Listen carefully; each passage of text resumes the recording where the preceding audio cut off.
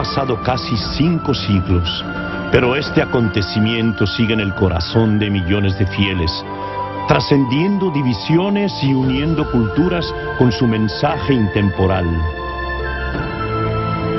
Es un legado, una tela antigua milagrosamente intacta, una imagen sin explicación científica, una serie de intrincados símbolos que serían el puente entre 2 mundos e innumerables culturas, y un encuentro que transformaría todo un continente. Esta es la historia de Nuestra Señora de Guadalupe.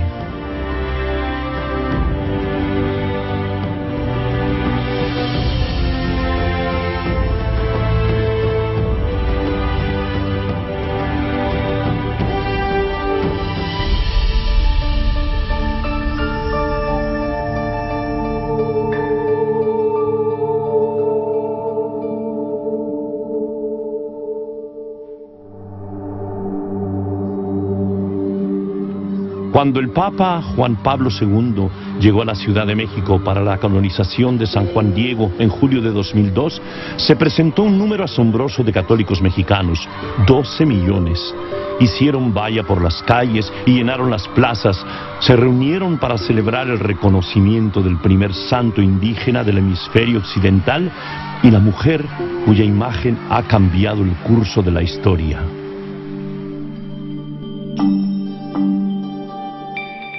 Fue uno de los momentos más importantes porque sabía que era tan significativo no solamente para América Latina, no solamente para México, por supuesto, ni solamente para el continente americano, sino para el mundo entero. Yo creo que era importantísimo para nuestro continente hacer ver que la Iglesia se construye en este continente desde un laico.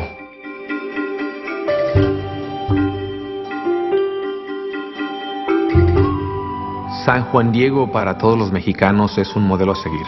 Él es uno de nosotros, él es un mexicano más, un verdadero hombre, un hombre de carácter, un hombre humilde, un hombre de fe, un hombre de oración, un hombre que, siempre estuvo dispuesto a morir a sí mismo para que Cristo reinara en su corazón.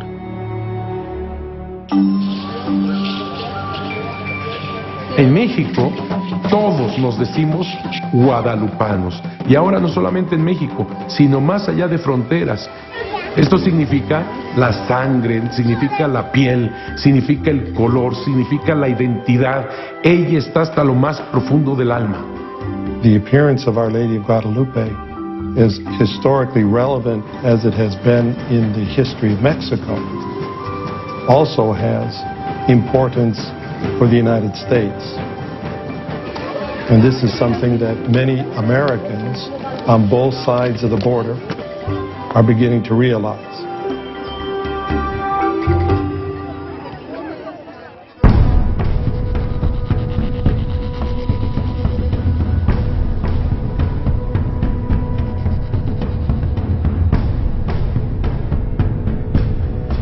Cuando el conquistador español Hernán Cortés desembarcó en México en 1519, se encontró con un próspero imperio azteca que ocupaba toda la meseta central de México.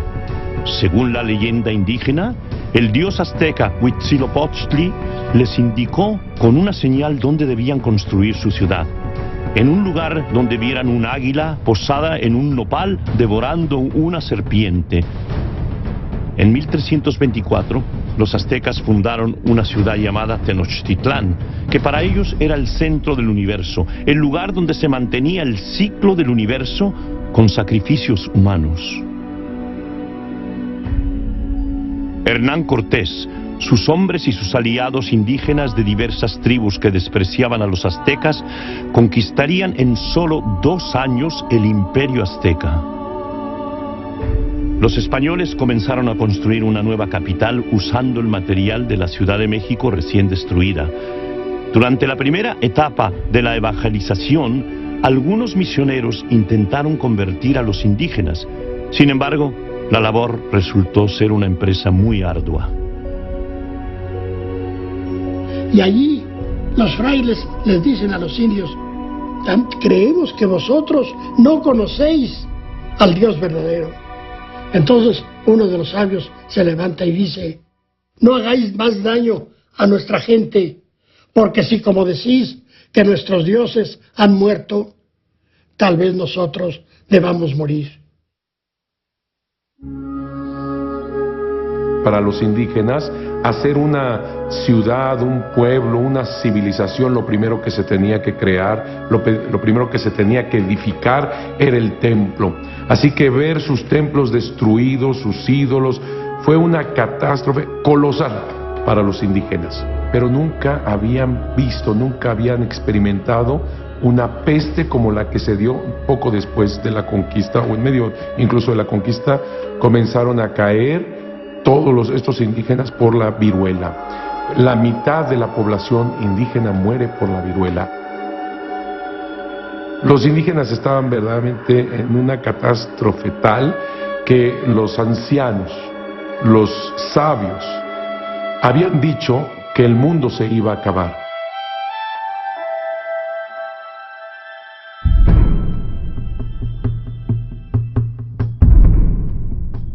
We have this tremendous clash of civilizations, tremendous animosity between the Spanish, who have landed in the New World, and the Aztec civilization. There is this great conflict between these two peoples.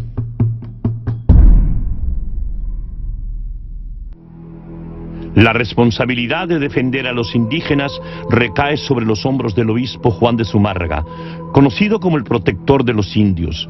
Su valerosa defensa provoca al menos un intento de asesinato por parte de algunos miembros nefastos de la audiencia.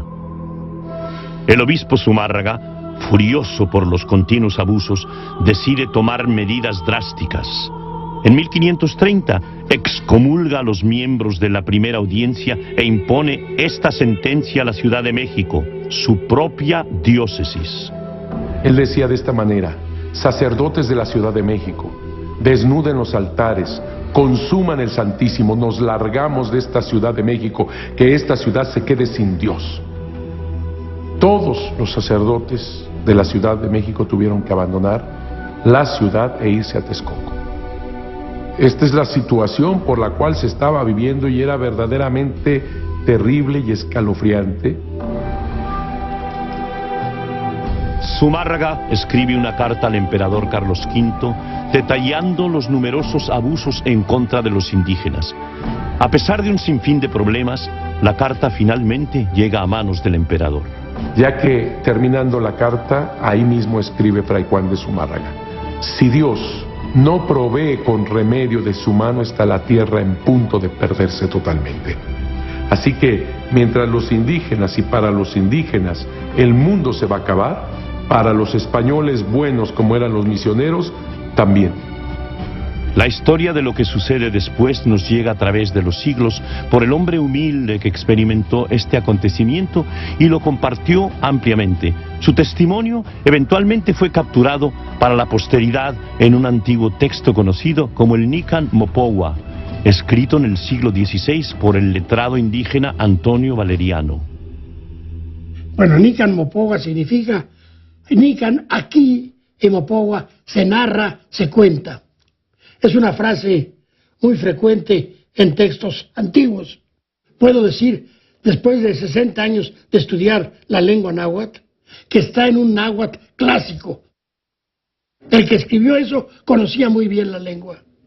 Y más aún, puedo decir que es una obra poética muy bella. El Nican Mopohua relata la historia de Juan Diego, un indígena viudo convertido al catolicismo, cuyo nombre era Cuauhtlatoatzin, que significa águila que habla cosas divinas. Algunos escépticos han expresado dudas sobre la existencia histórica de Juan Diego. Es una postura que rechaza el reconocido historiador mexicano Miguel León Portilla. Cuando lo canonizó el Papa Juan Pablo II, se dijo que no constaba que existiera Juan Diego. Bueno, yo creo que sí constaría. Se hicieron unas averiguaciones, ya ha entrado el siglo XVII, y allí dijeron muchísimos que lo conocieron, a su mujer también. Y por consiguiente, a mí me parece que dudar de que existiera Juan Diego, pues es un extremo ya. El 9 de diciembre de 1531, Juan Diego camina por el lado oeste del Cerro del Tepeyac hacia el Catecismo en la misión franciscana situada justo al norte de la Ciudad de México. Porque hay que recordar que 1531 para los indígenas era 13 caña, que significa algo nuevo inicia, lleno de la plenitud de la sabiduría de Dios. Ese sábado, 13 caña, a punto de celebrarse el solsticio de invierno, él ahí ve la transformación de todo este cerro del Tepeyac, que de por sí era un cerro pedregoso, polvoso, salitroso, signo de muerte donde no crecía la vida. Ahora está lleno de la vida divina y dentro de todo esto se hace el silencio. Se hace el silencio para escuchar lo primero que sale de la boca de la Virgen Santísima. Lo primero que sale, lo primero que dice la Virgen de Guadalupe es el nombre del laico indígena Macehual, Juanito, Juan Diegotzin, Juanito, Juan Dieguito. La mujer se identifica como la madre del Dios verdadero y pide que se construya una casita sagrada en su honor en el llano del Tepeyac. La Virgen dice que brindará su amor persona y escuchará el llanto y la tristeza de la gente y aliviará su sufrimiento y su dolor. Pide a Juan Diego que transmita su mensaje al obispo Zumárraga, ya que se necesitaba su aprobación. Pues bien, Juan Diego va con el obispo para pedir que se pudiera construir esta casita sagrada.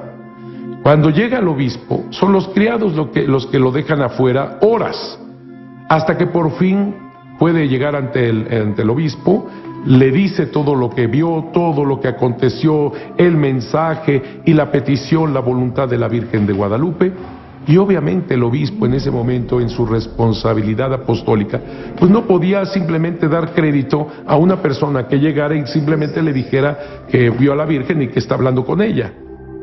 No te cuinoe, ahí no pa' acá, no más igual en otla, en Matlotolsi.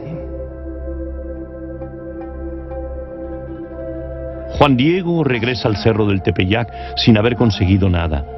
La mujer le pide que vuelva con el obispo Zumárraga con el mismo mensaje.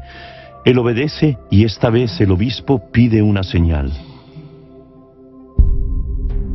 Juan Diego está allá con la Virgen, le dice que lo recibió el obispo y que necesita una señal. La Virgen le dice, ven mañana lunes y yo te doy la señal. Pero el lunes Juan Diego no llega a la cita. Su tío Bernardino está gravemente enfermo, a punto de morir. Pide a Juan Diego que encuentre a un sacerdote para que le administre la extrema unción. El 12 de diciembre de 1531, Juan Diego se dirige a Tlatelolco a buscar a un sacerdote para su tío. El 12 de diciembre, Juan Diego capta que hace muchísimo frío, helaba, toma una tilma que se anuda al cuello y se envuelve el cuerpo con ello, por eso es larga, porque tiene que envolverse con la tilma. Apresurado, Juan Diego trata de evitar el encuentro con la Virgen y rodea el cerro del Tepeyac hacia el este, pero la mujer baja de la cima del cerro y lo ataja. Le explica por qué tiene tanta prisa. La mujer le dice que no tema, que ella lo sostiene en el hueco de su manto y en el cruce de sus brazos. Ella le asegura que su tío está bien. La Virgen de Guadalupe, cuando le está diciendo a Juan Diego que su tío ya sanó, en ese mismo momento ella se aparece en Tulpetlac, en la casa de Juan Diego, donde se encuentra postrado por la enfermedad Juan Bernardino. Es ahí donde ella entrega su nombre completo. A Juan Bernardino le dice, yo soy la perfecta siempre Virgen, Santa María de Guadalupe.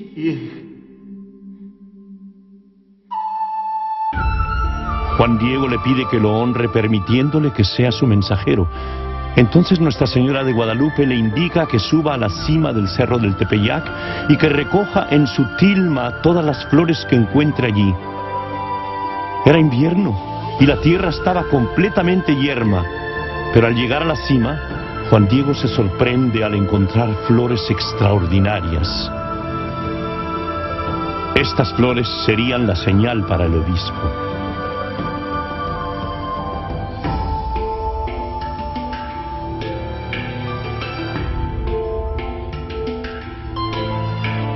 Llega a la casa de Fray Juan de Zumarraga, pasa, Juan Diego le explica todo lo que aconteció, todo lo que sucedió, y le da las rosas, las flores. Hazme el favor de recibirlas, le dice Juan Diego. Y en ese momento, delante del obispo, se plasma la imagen de la Virgen de Guadalupe en la tilma de Juan Diego.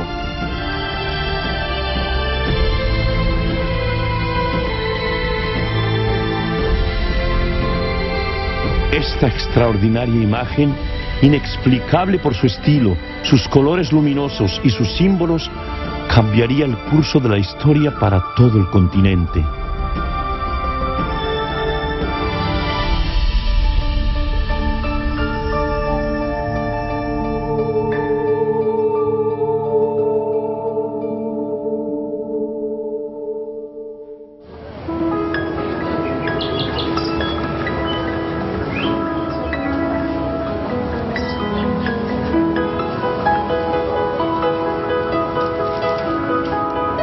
Actualmente, esa casita sagrada que pidió la Virgen es la Basílica de Nuestra Señora de Guadalupe, el santuario católico más visitado del mundo.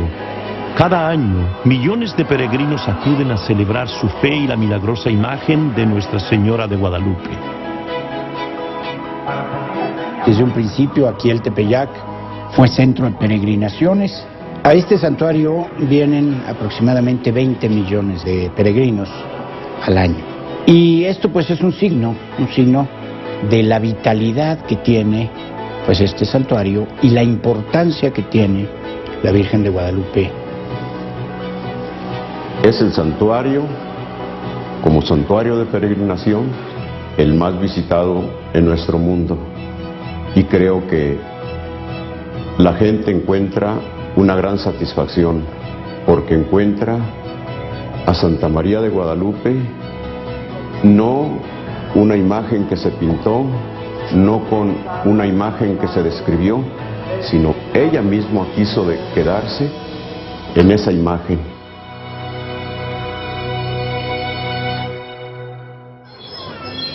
El santuario de Nuestra Señora de Guadalupe es una fuente de inspiración para los fieles. Llegan allí buscando el consuelo de su madre y para rezar por su intercesión. El doctor platicó con nosotros y nos hizo ver que la operación era muy problemática, que quizás la niña no se salvaría. Nosotros venimos aquí a la Basílica de Guadalupe y yo les platico que los colores que yo le vi a la Virgen jamás se los he vuelto a ver. Cuando la niña fue operada, los médicos se sorprendieron de la rapidez con la que se recuperó. Nuestra hija tiene ahorita 40 años, goza de una salud muy buena. Nosotros seguimos dándole gracias a la Virgen.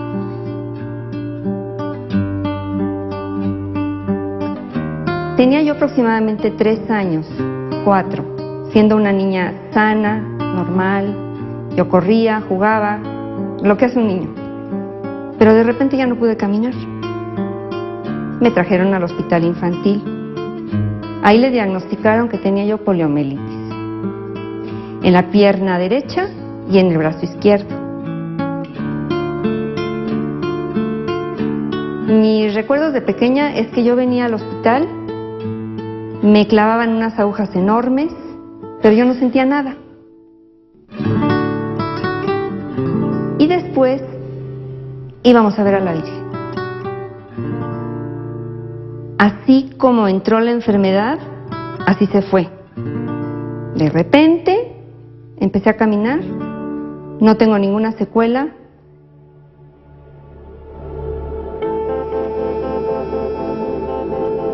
La imagen de Nuestra Señora de Guadalupe contiene numerosos misterios no resueltos.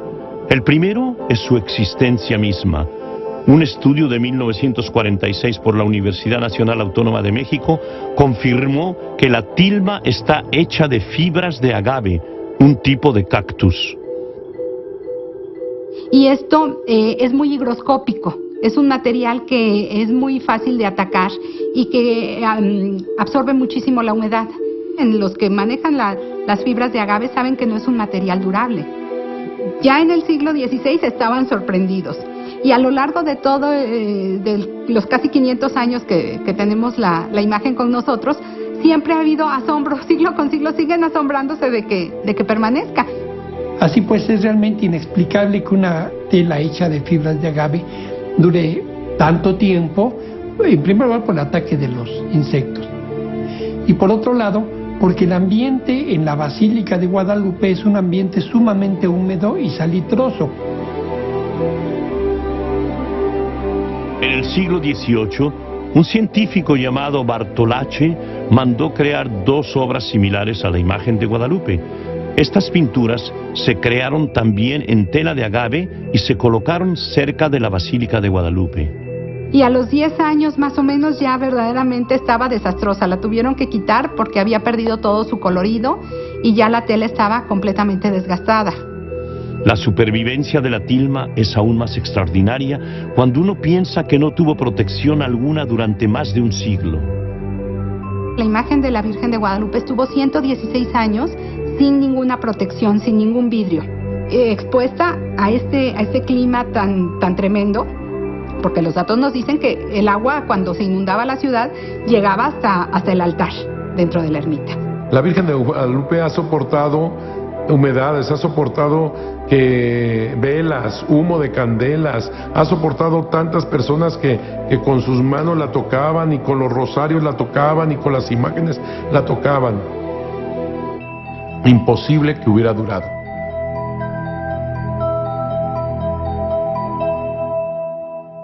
En 1666 se compiló una serie de documentos en relación con la creciente devoción a Nuestra Señora de Guadalupe.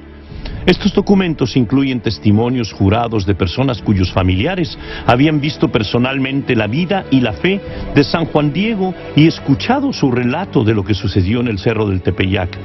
En esa época, una comisión de artistas lanza un estudio sobre la imagen y los científicos comienzan a investigar la pintura y su medio. Muchos aspectos de la imagen desafían a la lógica y a la ciencia. La tilma tiene una costura bordada en el medio, haciendo de ella una pobre elección como lienzo.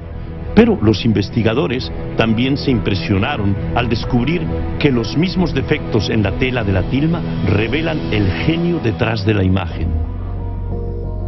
Lo maravilloso de la imagen de la Virgen de Guadalupe es que cada, podríamos llamar defecto de la fibra del tejido, queda en el lugar apropiado. En el labio de la Virgen hay un nudito que es lo que le da volumen. En la nariz ves las fibras y esas mismas fibras ayudan a que tenga este volumen, lo cual calcularlo está imposible. La tilma tampoco tiene preparación previa ni imprimatura, una medida necesaria para pintar sobre tela. Sí necesitas ese apresto, esa base de preparación para que los colores, donde tú los pongas con el pincel, ahí se queden. Y cuando vemos la imagen, vemos verdaderamente la tela que se ve a través de los hilos. Porque si tú a una tela le echas el pigmento, del tipo de pigmento que tú le quieras poner, ¿qué es lo que pasa? Que como no tiene esa base de preparación, se te va a escurrir. La falta de preparación es obvia cuando uno se da cuenta con sorpresa de que la misma imagen aparece tanto en el anverso como en el reverso de la tilma de Juan Diego.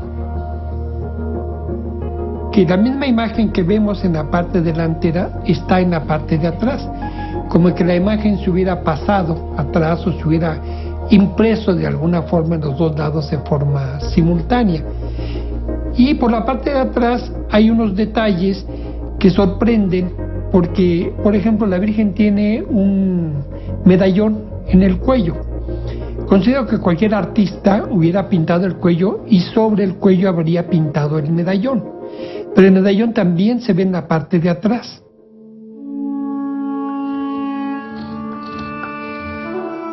Hay que considerar que en la imagen guadalupana no se ven pinceladas. Cuando se ve la imagen con grandes ampliaciones, se ve el color como si estuviera directamente impregnado en las fibras, no se ven huellas de pincel. De modo que pareciera indicar este estudio comparativo de la imagen frontal y dorsal que todo el color está en una sola capa, que no hay capas sobrepuestas unas sobre otras. De modo que todo esto pareciera indicar como que todo el color, toda la imagen se hizo de una sola vez y por los dos lados.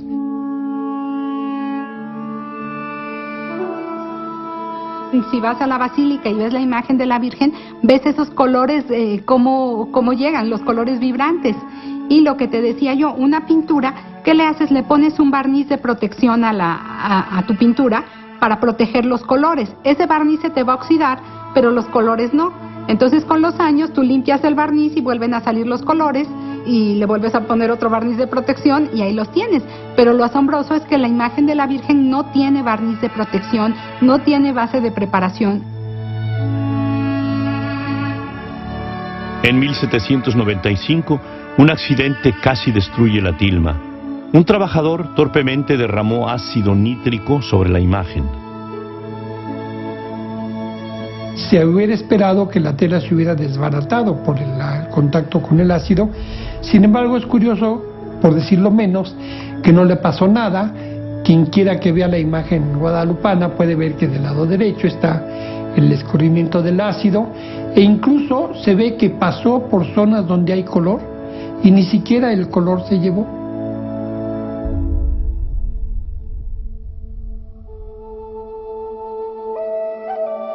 La increíble devoción que inspiran Nuestra Señora de Guadalupe y su imagen milagrosa se remonta a los primeros días después de su aparición a San Juan Diego.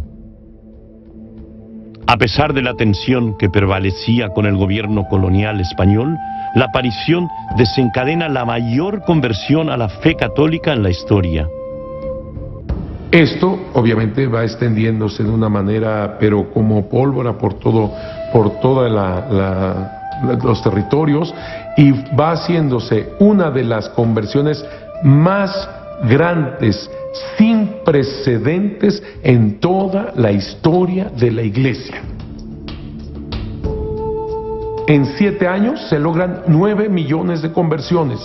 Eran días en los cuales los misioneros tenían que bautizar 14,000 personas en un solo día.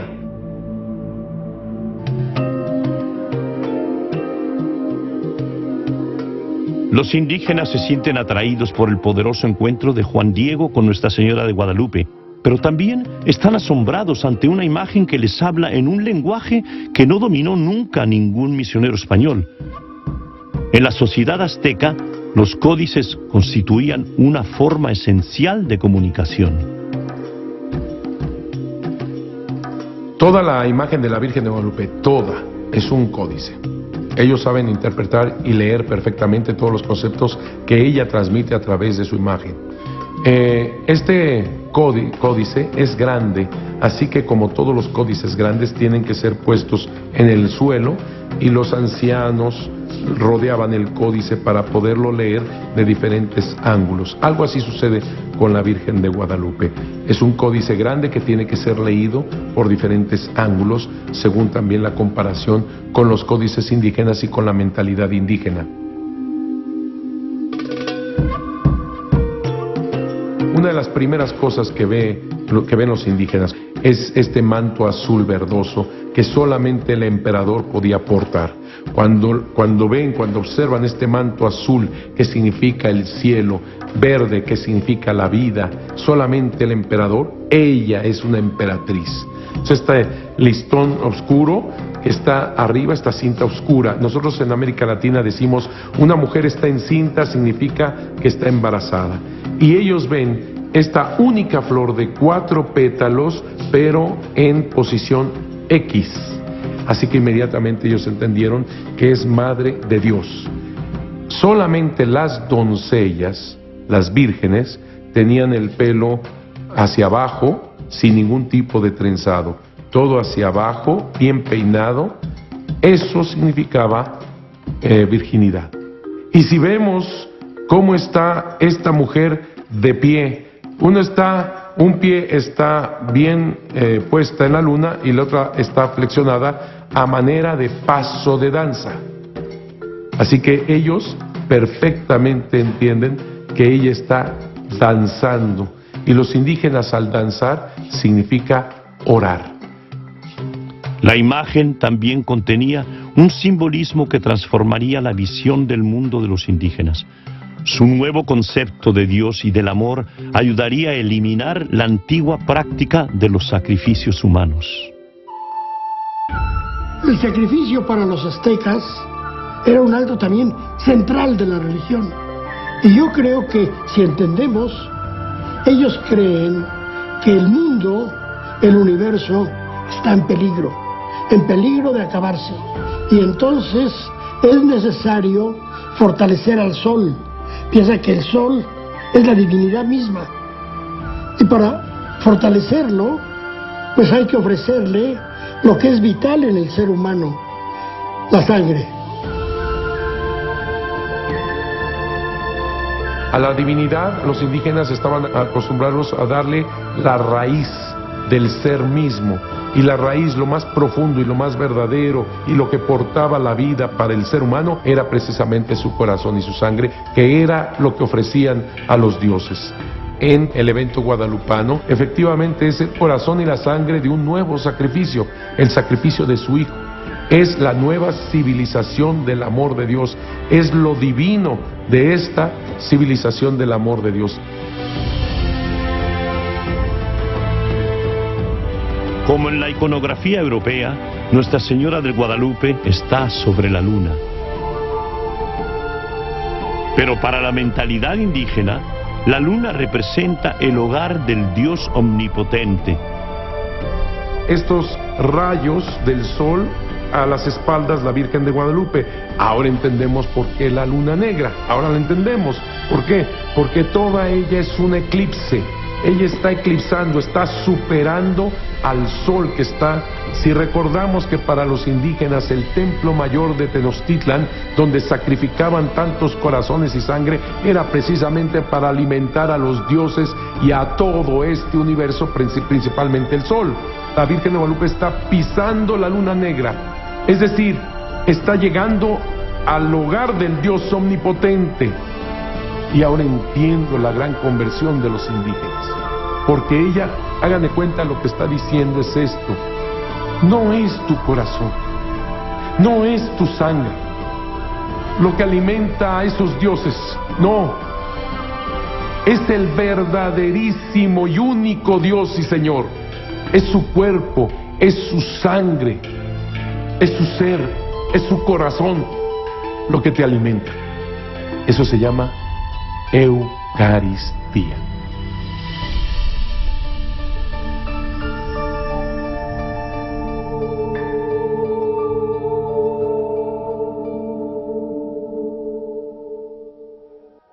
Este poderoso simbolismo se fortalecía aún más por un festival importante llamado Panquetzalitztli, celebrado hacia el solsticio de invierno, que en 1531, bajo el entonces calendario juliano, sucedió el 12 de diciembre, el mismo día en que la imagen de Nuestra Señora de Guadalupe quedó impresa en la tilma de San Juan Diego.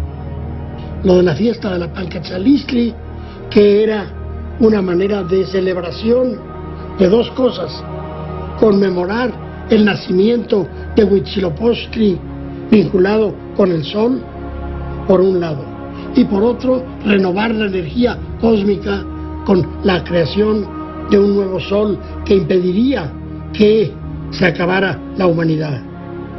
Entonces, era una fiesta muy importante que se celebraba cada año. 12 de diciembre.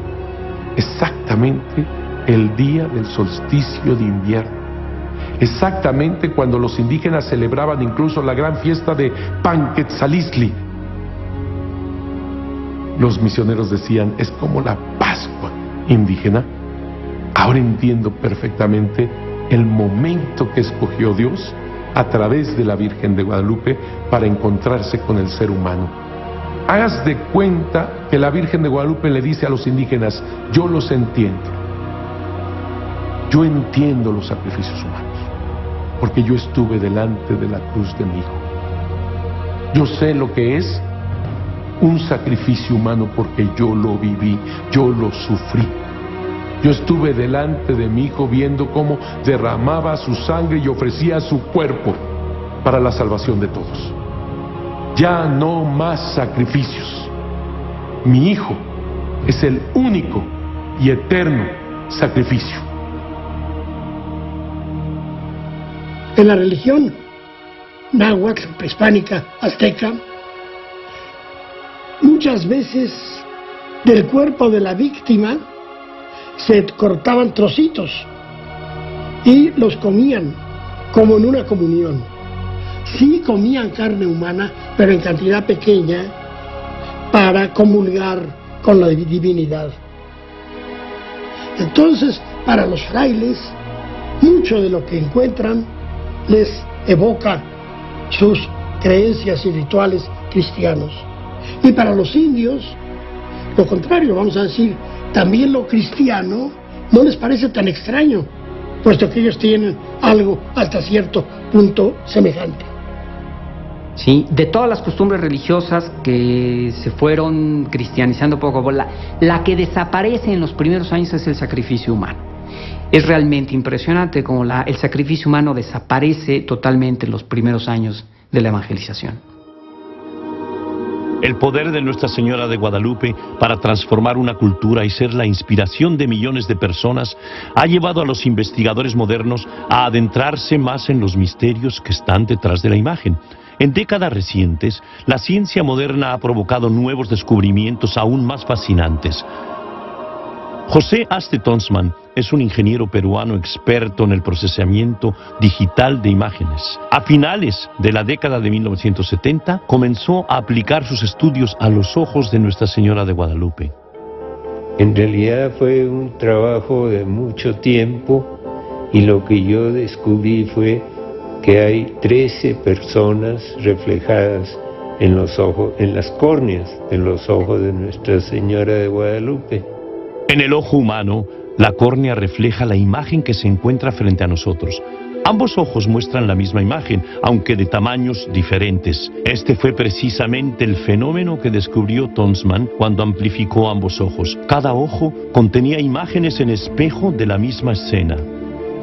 Utilizando estadísticas podemos comprobar de que las imágenes que están en ambos ojos, que están en las mismas personas, aunque de distintos tamaños, pero sí en las mismas posiciones y tomando puntos, podemos comprobar de que hay una correlación altísima entre las figuras en los dos ojos. Que muchas personas incrédulos dicen lo que el doctor Aste Tonsmann ve. Son ilusiones, dice, como cuando vemos en las nubes y vemos animalitos y figuras en las nubes. Se llama parafrenia, le decían. Hizo un mapeo, lo hizo exactamente con el otro ojo. Tomé las distancias en forma milimétrica, ¿verdad? Y hice la correlación matemática. Y entonces a mí me dio arriba del 98%. ¿Qué significa eso? Que hemos logrado comprobar matemáticamente que las mismas figuras que están en el ojo izquierdo son las del ojo derecho.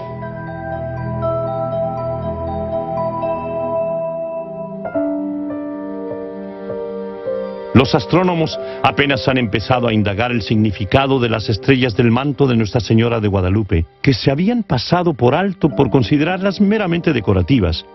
Astrónomos como Daniel Flores de la Universidad Autónoma de México aseguran haber identificado 46 estrellas y 12 constelaciones en la imagen de Nuestra Señora de Guadalupe. Pero parecían faltar algunas estrellas en las constelaciones hasta que los astrónomos crearon un mapa del cielo y observaron algo asombroso. Dicen que las estrellas forman constelaciones exactamente como se veían el 12 de diciembre de 1531, fecha de la aparición de Nuestra Señora de Guadalupe a San Juan Diego. Bajo esta visión de cubrir el mapa celeste en la Virgen de Guadalupe, o sea, en el cuerpo de la Virgen de Guadalupe, se puede validar. O sea, podemos encontrar ciertas correlaciones con las distribuciones de estrellas y que están, digamos, ligadas a aquellas que no se observan, o sea, que quedan ocultas.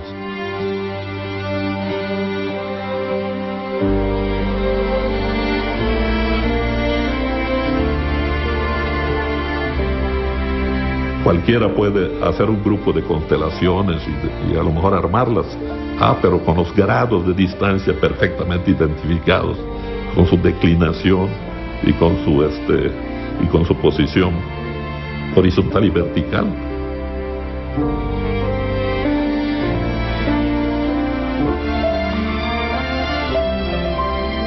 Otros estudios de la tilma de San Juan Diego afirman que el cuadro tiene la proporción dorada.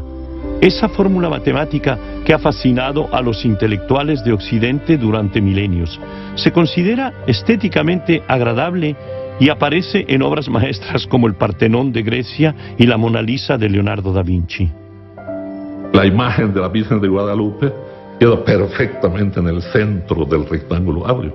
Pero no solo eso es lo importante, sino que en el interior de la imagen se pueden trazar rectángulos áureos y cuadrados perfectos milimétricamente. Y al estar dentro del rectángulo áureo, la imagen tiene simetría perfecta. Entonces, al tener simetría perfecta, pues Pitágoras nos dice, donde hay simetría, hay música. Y él precisamente de las proporciones matemáticas saca la escala musical.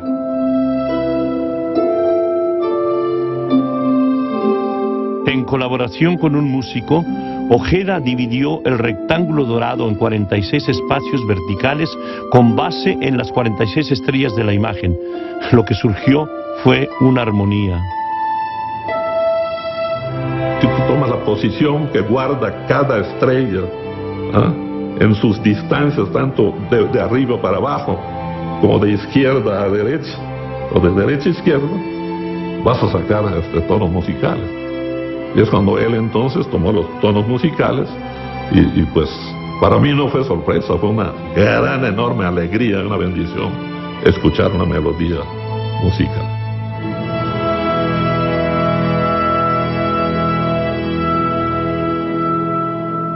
Siguen nuevos estudios sobre los misterios de la imagen de Nuestra Señora de Guadalupe. Sin embargo, lo que no puede negar ningún escéptico es el impacto que tuvo Nuestra Señora de Guadalupe sobre la cultura e identidad de México.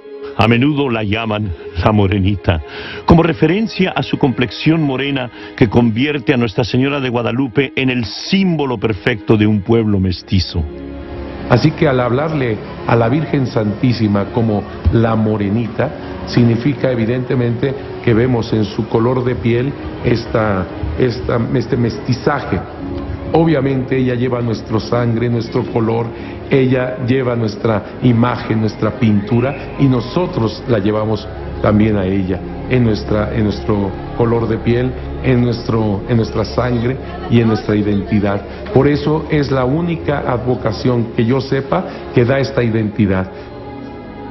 Las apariciones de la Virgen de Guadalupe constituyen el acontecimiento fundante de los pueblos americanos. La Virgen de Guadalupe se presenta con el rostro mestizo. No es una Virgen, digamos, española. Tampoco es una Virgen indígena. Es una Virgen mestiza. Es una Virgen que habla de la conjunción, del encuentro, de la conjunción de ambos pueblos, de los españoles con las más variadas etnias indígenas.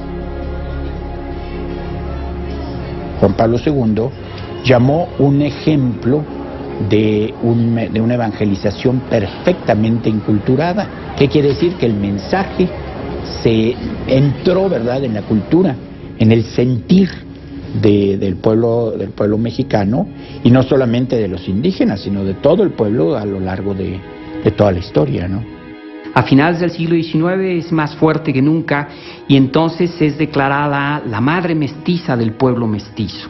Esto la convierte realmente en el símbolo nacional.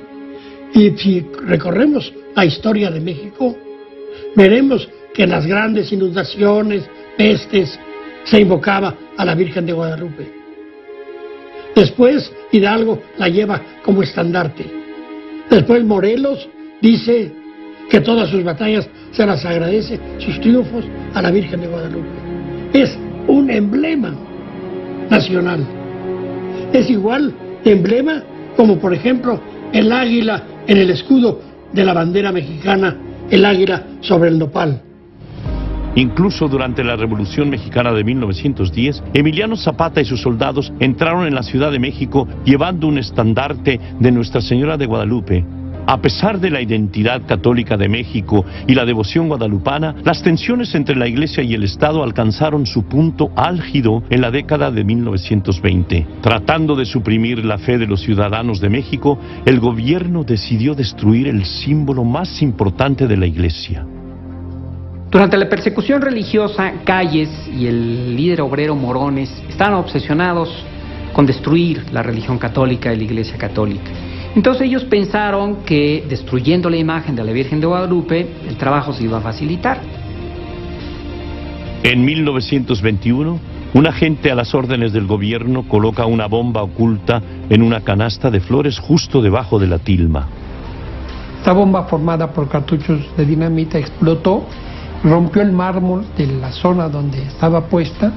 La onda expansiva rompió vidrios a 150 metros de distancia de las casas enfrente de la basílica, y realmente es inexplicable que el vidrio de la imagen ni siquiera se haya roto. En los años siguientes, la persecución de los católicos no deja de aumentar.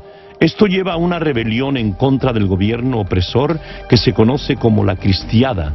Estos luchadores católicos por la libertad escogen a Nuestra Señora de Guadalupe como patrona y fuente de inspiración. Calles querían acabar con la religión católica y nosotros era lo que peleábamos, la religión católica. Era lo que peleábamos. Cuando agarraba uno al gobierno, y ustedes, ¿por qué pelean? Por Cristo Rey. ¡Viva Cristo Rey! Santa María de Guadalupe, era lo que les decíamos. Numerosas víctimas de la guerra cristera huyen a Estados Unidos. Esta emigración en masa sirve para incrementar la naciente devoción por Nuestra Señora de Guadalupe fuera de las fronteras de México. The Cristero imprint on Mexicans coming to the United States was rather large because a lot of the people who were exiled from Mexico during the Cristero period came to Los Angeles, and they wore it on their shirt sleeves, and that was, you were a Mexican, you were a Guadalupano. And so the devotion has been very strong. It's spread now throughout the United States. En 1941, delegados de las 20 repúblicas del continente americano acudieron al santuario de Nuestra Señora de Guadalupe en la Ciudad de México para orar por la paz en medio de los horrores de la Segunda Guerra Mundial. El arzobispo John Cantwell de Los Ángeles encabezó una delegación de Estados Unidos. La Iglesia mexicana estaba tan agradecida por la presencia y el apoyo del arzobispo Cantwell que obsequió a la arquidiócesis de Los Ángeles una reliquia de la tilma milagrosa de San Juan Diego. A la fecha, sigue siendo la única reliquia de este tipo en Estados Unidos. En años recientes, bajo los auspicios de Caballeros de Colón, la reliquia ha viajado por varias ciudades norteamericanas y ha sido venerada en grandes celebraciones guadalupanas, tanto en Phoenix como en Los Ángeles. The Knights of Columbus has promoted for more than a century unity among Catholics in North America, even if they are citizens of different nations. And so our endeavor has been to find grounds of unity, the roots of the Catholic experience in North America, to help all Catholics understand better their heritage and therefore understand better their future. And so we have, therefore, in a way, rediscovered in the United States Our Lady of Guadalupe during the last 20 years and have made devotion to her and understanding her message of unity, hope, reconciliation, charity. En mi experiencia pastoral aquí en la Arquidiócesis de Los Ángeles hay una gran devoción a Nuestra Señora de Guadalupe. Pero también en otras partes, en prácticamente en todas las diócesis, de los Estados Unidos. Por eso pienso que no es simplemente una casualidad o una devoción, digamos, accidental, sino que realmente es una señal del amor de Dios por cada uno de nosotros y de la llamada de Dios nuestro Señor a que todos seamos guadalupanos y seamos mensajeros guadalupanos. No nos olvidemos que en aquel entonces, en 1531, no hay fronteras. Por lo tanto, la Virgen de Guadalupe se está presentando no solo como la madre de los mexicanos, sino también como la madre, creo, de todo este continente. Y por eso en el Perú, como en los demás países, se la conoce, se la quiere, se la ama y se la venera realmente como Madre de Dios y como Madre nuestra. Hay algo casi como simbólico hoy, que la iglesia, la parroquia más al norte de Alaska está dedicada a Nuestra Señora de Guadalupe. Y quizás también providencialmente, pocos años de ser elegido papa, el cardenal Bergoglio creaba una nueva parroquia en Buenos Aires consagrada y dedicada a San Juan Diego. When I read that story and how as early as December 1531, when Our Lady appeared to an indigenous person in Mexico, speaking his language and taking in fact the complexion of indigenous children, I was just overwhelmed and deeply touched. Each summer I bring the missionary image of Our Lady Guadalupe, which is Canadian, to this area of New Brunswick and go around to not only First Nation communities but non-Native communities as well to actually share the story.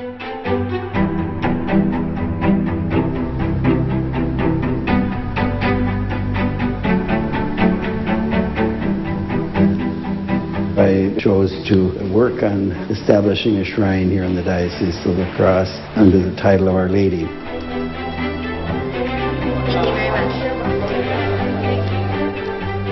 After the Synod on America, the Church in America, in which St. John Paul II underlined so powerfully the importance of Our Lady of Guadalupe for the living of the faith in the whole continent, North America, Central America, South America, then I understood that it should be a shrine to Our Lady under her title, Our Lady of Guadalupe.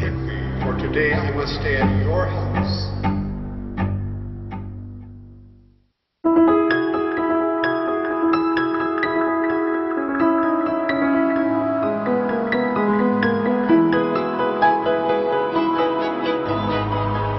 Our Lady of Guadalupe has a great impact on the Filipinos. The devotion was brought in from Mexico through Spanish missionaries, and such that by 1935, the Holy Father, Pius XI, at that time, decided to declare Our Lady of Guadalupe as the patroness of the Philippines. There are two things that were originally, I think, was an inspiration for the people to be in love with Our Lady of Guadalupe. One is the color. The color of the Blessed Mother Guadalupe is an Indio, and we were called Indios by the Spaniards. The second is that the one to whom he appeared was also an Indio, Juan Diego. I think that the impact of the devotion to Our Lady is not only on families, but on society in general.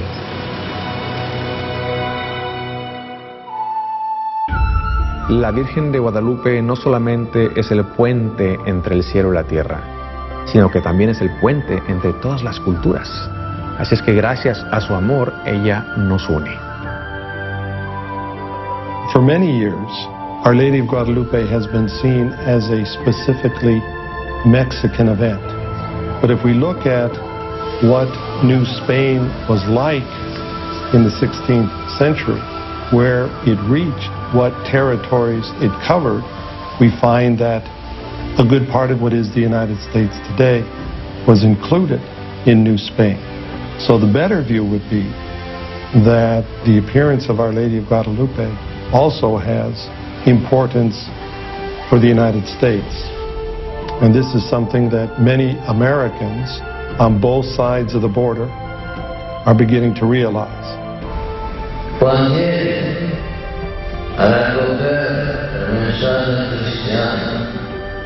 Sin renunciar a su identidad indígena, facilitó el encuentro profundo de dos mundos, mente unida a la Virgen de Guadalupe, cuyo rostro mestizo expresa su maternidad espiritual.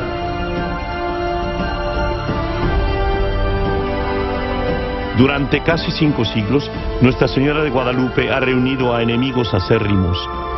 Ha permanecido como símbolo de esperanza y desafiado a las explicaciones científicas, por lo que se ha convertido en patrona del continente americano. Actualmente, su presencia es tan real como lo fue en 1531, cuando Juan Diego subió por primera vez al cerro del Tepeyac y se encontró con la mujer que millones de personas acabaríamos llamando nuestra madre.